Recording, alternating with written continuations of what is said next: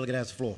Thank you, Mr. Speaker. Mr. Speaker, esteemed members of the body, I rise today on the 7th day of Black History Month to recognize a figure in the Commonwealth's history whose name may not be familiar, but whose career tells a much larger story about our Commonwealth and our nation.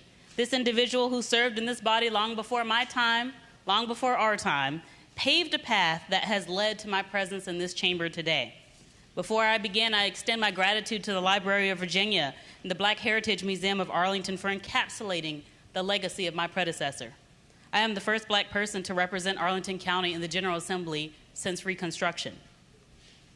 The last person to represent my area before me was the Honorable John B. Syphax, who became the first Black person ever to represent the area when he was elected to the General Assembly 150 years ago.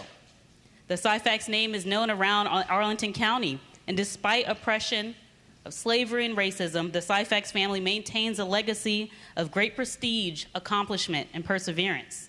They have played an extremely significant role of the religious, social, educational, and civil advancement of African American communities in Arlington County. John B. Syphax was born free in 1842. As an adult, he was a landowner in Arlington County and held many elected offices. After years of involvement in local politics, Syphax was elected to the House of Delegates in 1873. And just 2 years later, in 1875, he was nominated as lieutenant governor. His achievements were pioneering in the fact that they helped pave the way for future generations of Black Arlingtonians.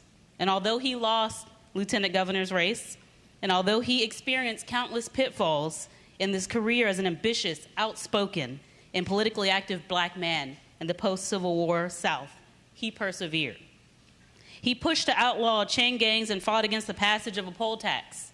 He wasn't afraid to speak his mind, and he seemed to balk at inaction.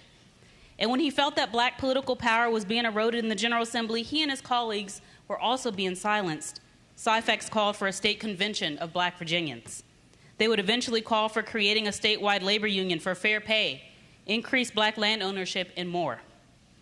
Syphax served one term, yet he remained involved in politics for years after. But his time in the General Assembly, as well as the swift end of his career within it, are emblematic of the many Black political leaders in the time. As Reconstruction came to an end, more and more Black political leaders and voters were systematically removed, rejected, and relegated to the sidelines. Here in Virginia, this movement culminated in the 1902 Constitution, which enshrined Jim Crow, and according to the Encyclopedia of Virginia, quote, is an example of post-Reconstruction efforts to restore white supremacy in the American South by disenfranchising large numbers of Blacks and working-class whites, end quote. Virginia Memory states that during Reconstruction, across the South, about 2,000 African Americans served in local and state government offices, including state legislatures and as members of Congress.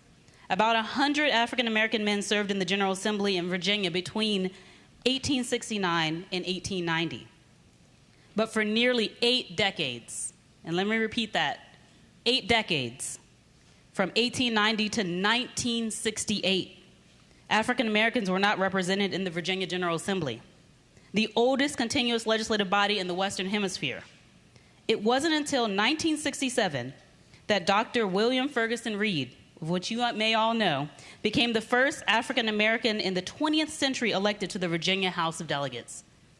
Again, that's nearly 8 decades.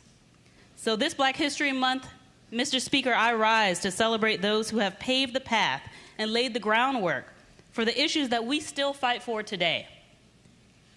And to honor my predecessor, the Honorable John B. Syphax, whose career, while perhaps forgotten in most of Virginia's history, represents an important part of our Commonwealth and our nation's painfully slow path toward progress.